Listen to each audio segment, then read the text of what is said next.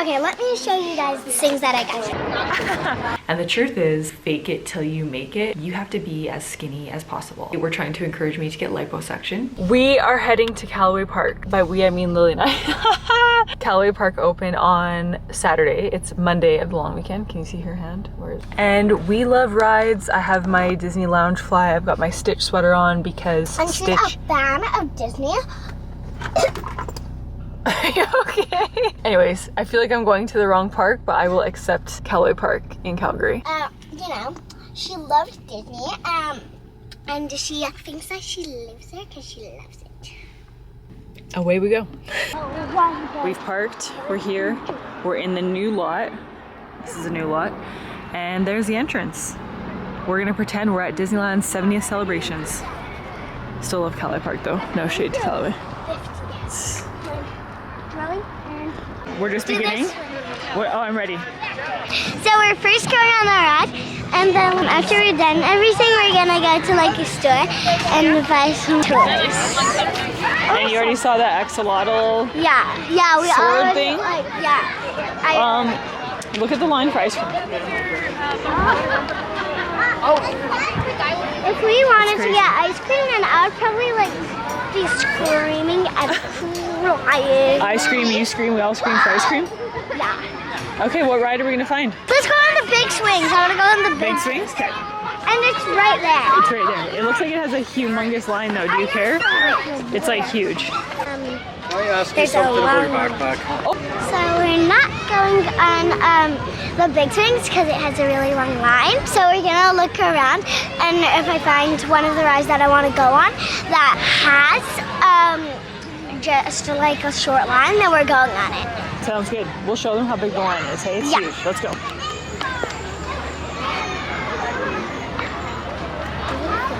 It's still filming, yeah. Well, I think that we're gonna show you guys the long one. Like, look at that line.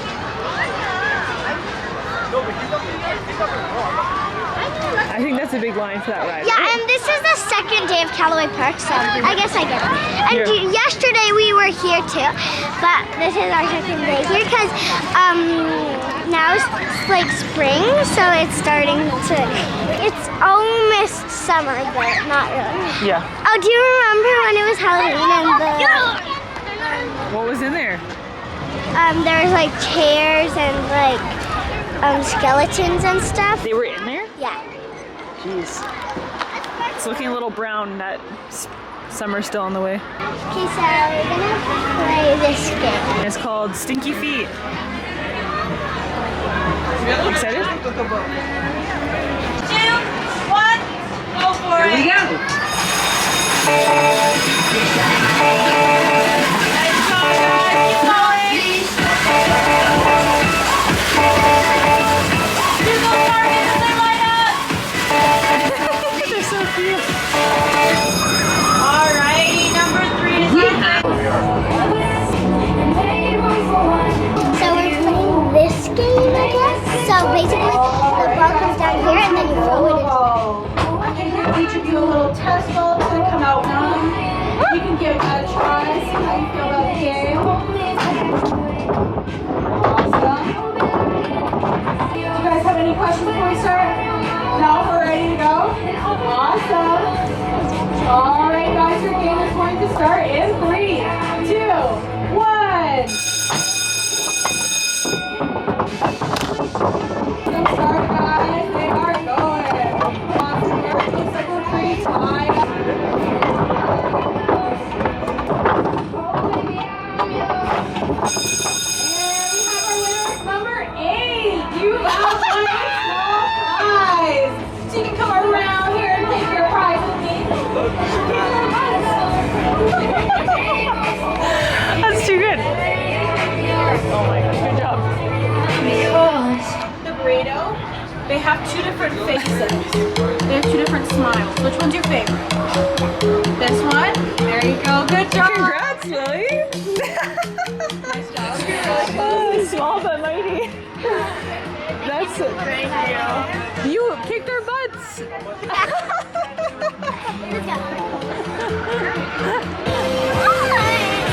Wait, what was your secret? What? What's your tip for that game? Wait, how do you do masterpiece? We're now going on Adrenaline Test Zone. This is one of Lily's favorite rides. She calls it the Buzz Lightyear ride. She's gone on this since she was like 3. What'd you get? So I got a cotton candy Minnie Mouse. Looks good. Is that your favorite kind? Yeah. Yeah. I like the cookies and cream and the cookie dough. Those are my favorites. It looks so good. If you don't know what Minnie Mouse are, they're like little chunks of like ice cream things. Like, So they good. can melt together. Yeah. So that's why they're called mini, because they're mini, and they're melt because they melt together. Exactly. All right, let's go find the gift shop. All right. This sign says it's the world's coldest ice cream. Not really the world's coldest ice cream. Not really?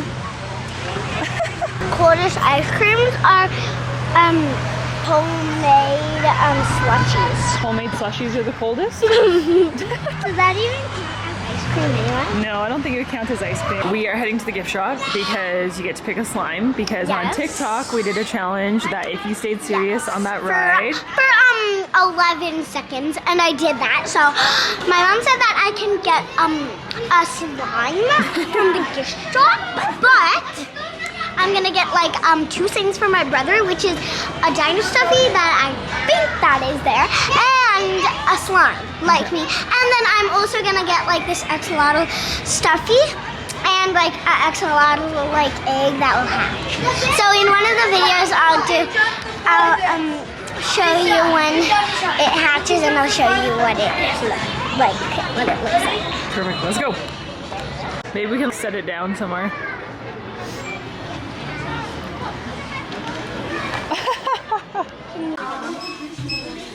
That's cute. If I was a baby boy and I was to pick dinosaur stuffy, I would definitely pick that. You would pick that one? You found something for Ivor? So, okay, let me show you guys the things that I got here. So, first thing that I got for me is this slime, this water jelly slime. You can tell that this is a water slime because it's like jelly. So, that's the slime. And then I also have this. This is like an egg that will hatch. And I'll show you when it hatches. And then we got this for my brother because, brother, I was thinking that there was a dinosaur of one of these, but I checked really closely and there isn't. So we got like the one that you got. And this is the stuffy that I got. That Set it back. axolotl stuffy. This axolotl stuffy. It's so cute. So you can carry it. So it can hang on your bed. Cool, let's go. Okay, can you help? I am fresh out of a massage. My husband, for Mother's Day, my husband surprised me with a stay at Fairmont Palliser, downtown Calgary, with a massage.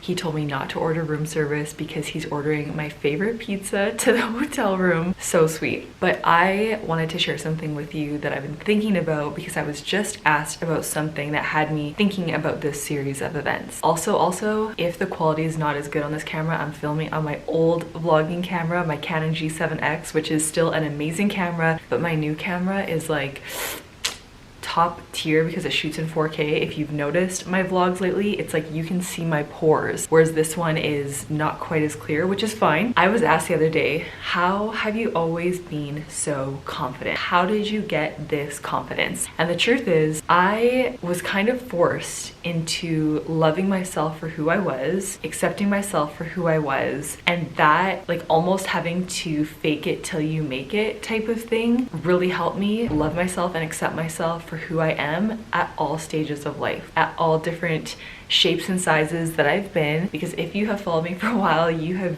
seen that I have been many different sizes. It's never been intentional, and I think that's something that I also struggled with for a long time, is what people thought of me, which is also associated with confidence. So to kind of give you a sense, if you're like, what are you talking about? I really grew my audience on YouTube and on Instagram because of my background in pageants. So I was very fortunate to represent Canada at Miss Universe. It was held in the Philippines, and this is back when Miss Universe was on Fox. It was hosted by Steve Harvey. It was not the era that was owned by Donald Trump. It was owned by IMG when I competed. It was actually sold to IMG International, which is like a huge agency, the year before I competed. So Donald Trump sold it to IMG when I was younger. So to take you back even further, when I was younger, like 16 years old, I competed in a pageant, had no idea what the hell I was doing. I won Miss Teen Saskatchewan after we had lost our home to a house fire. I had literally no idea about pageants. I was like, oh, this seems like you could like be a leader in your community, and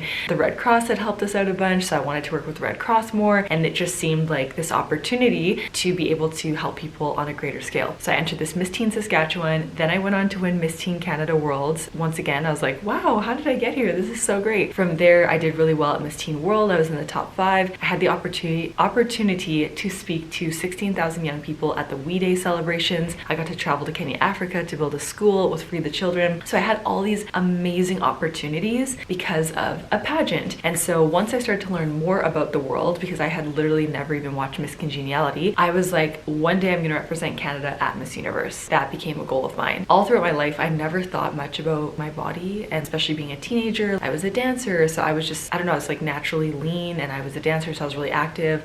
And then once it got to be, okay, you know, let's tackle this dream of going to Miss Universe, you first have to win Miss Universe Canada. So I first competed for Miss Universe Canada when I was 20 years old. My first thing that someone told me, who was kind of like a coach, I really didn't hire them as a coach or anything, but she was connected to the teen pageants that I was in, and I knew she knew a lot about Miss Universe Canada. So she basically said to me, you know, I know you're smart, I know you're good with people, I know you're good at public speaking, blah, blah, blah, but if you want to win this, you have to be as skinny as possible. And I was like, okay. At the time, I can put a picture of what I looked like at the time. I didn't feel like I had to lose weight. I didn't feel like I had to change my body, but I really wanted to win this thing to go on to Miss Universe. And also, let me mention that when I was in the teen pageants, like none of this even crossed my mind. Like none of this really had been on my radar, and I really feel like I'm so fortunate that in my teen years and everything, this is not something that I had to grapple with. When I wanted to go to Miss Universe, competing for Miss Universe Canada, suddenly I found myself being like, okay, well, I already run multiple days a week. I already do hot yoga multiple days a week. I literally work out 6 days a week, maybe sometimes 7, because I love it. Like I've always been someone who loves physical activity, love feeling strong. I love running. At that point, I think I was training for my first half marathon, or I had already run a half marathon. So that has all been something that's always been in my life. And I actually, prior to that even, would have had my yoga teacher training, level one yoga teacher training, group fitness teacher training. Like I've always loved that world. But I'm like, okay, I'm already super active. I feel like I eat pretty healthy. So how am I supposed to like lose weight here? She told me to limit calories extremely. Like there were some days, and this is so insane to even say this, I was literally eating 1 protein bar a day. I would cut it in half, eat half in the morning, half in the evening, sprinkle in some greens, some green salad, and I was like basically starving myself to try to be what I thought I had to be at Miss Universe Canada. Keep in mind, I was 20 years old and listening to someone who I felt like knew everything it took to win this competition. So I was literally dying trying to be what I thought they wanted me to be. Went off to Toronto. I placed as first runner-up. I joked that I was the first loser, but it was so meant to be, because like looking back, I was trying so hard to be what I thought they wanted me to be that I just totally lost myself in the process. I did not feel confident at all. I felt so insecure, and I started to have like kind of that body dysmorphia where like, I felt bigger than I was. Looking back at the pictures, I'm like, oh my god, my arm is like a beanpole. I felt like I was like too big in the dress, and it's so sad to say, but this is something that women face all the time, not just competing for a pageant, but just trying to be what people tell us that we should be. So I told myself, I still want to go to Miss Universe. I still want to win Miss Universe Canada, but I want to do it my way. I don't know when that's going to be, obviously not right now. A lot of women will go back like year after year. I waited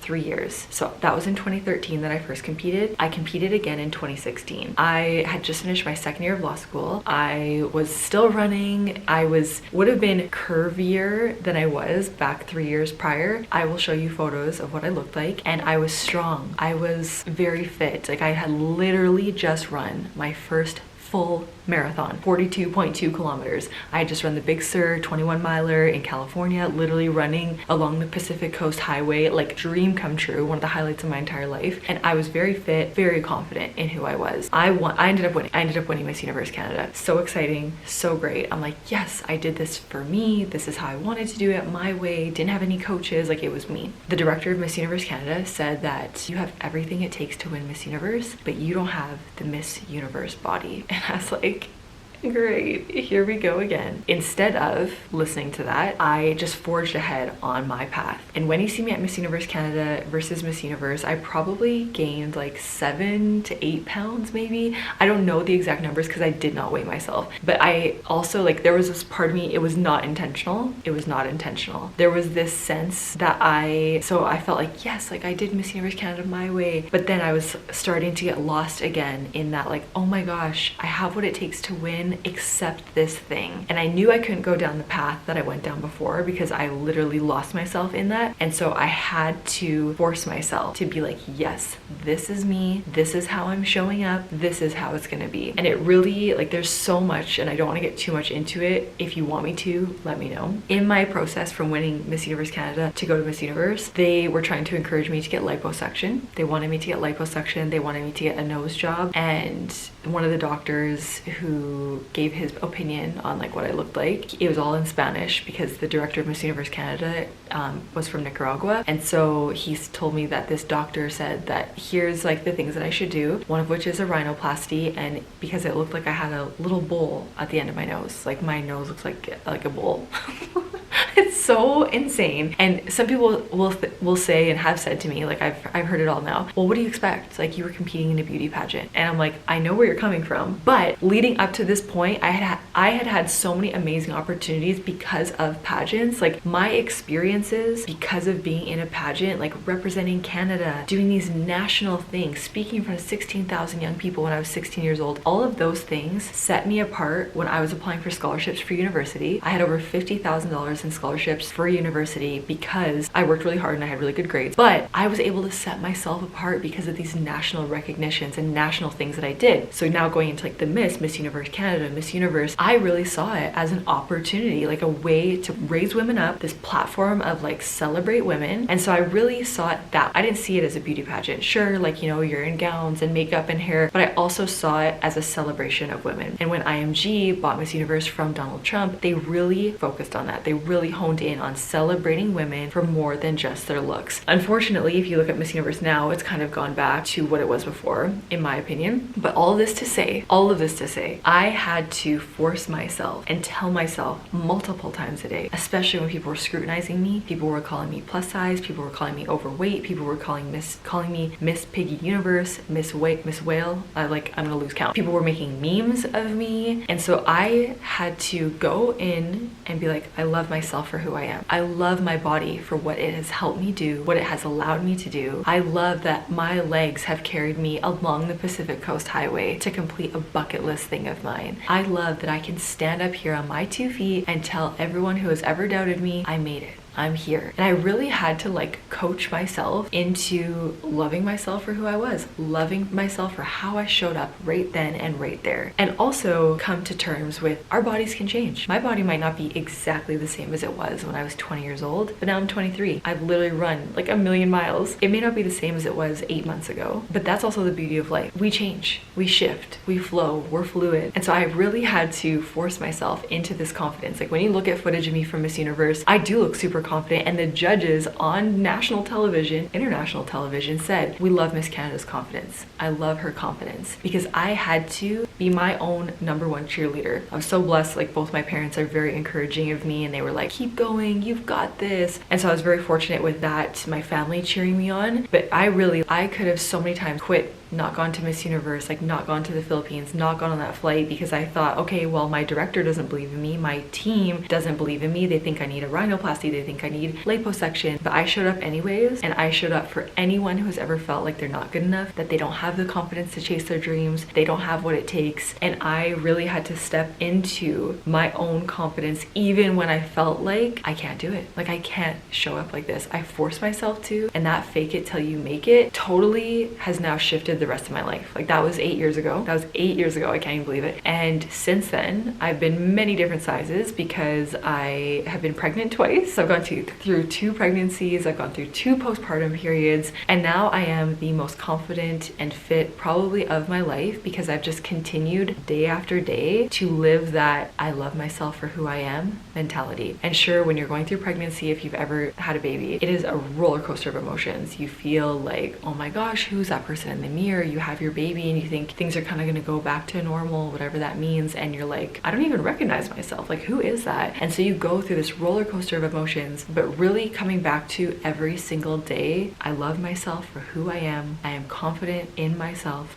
I'm confident in this body. This body allows me to do incredible things. This body allows me to chase my dreams. This body has helped me grow life, grow a human being. Really stepping into that mentality over and over and over again is really what confidence is. And there are days you're not going to feel confident. There are days you're going to feel insecure. You're going to feel like, oh my gosh, like I'm bloated. My jeans are too tight today. But that's just life. That's normal. And you just have to work through that and continue to show up and appreciate how far you've come in life. Appreciate the things that your body has helped you get through, and also know that you showing up confidently in who you are actually inspires people around you to show up confidently in themselves. I have noticed this with my daughter, and this has been really interesting because I feel like women need to harness this more, especially when they are moms, because when you're raising children, we focus a lot on like what we should do for them, what schools we sign them up for, what activities we sign them up for, and we actually forget to work on ourselves and to step into our confidence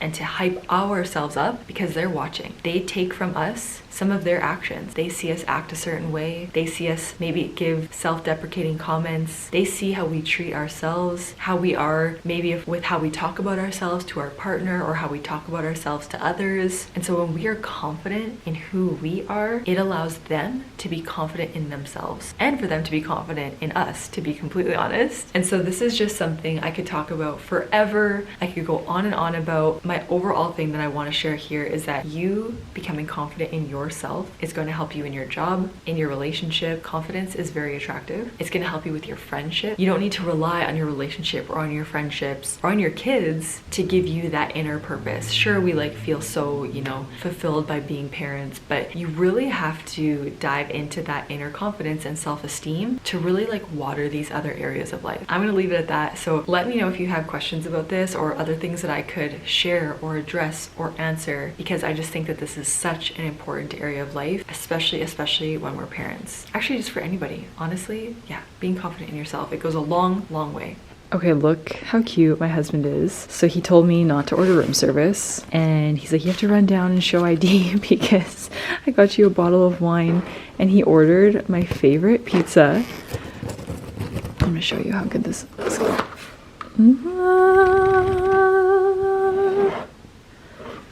Is this like the best Mother's Day gift idea ever? Wine, cheesecake, and pizza, and a room where I can just like think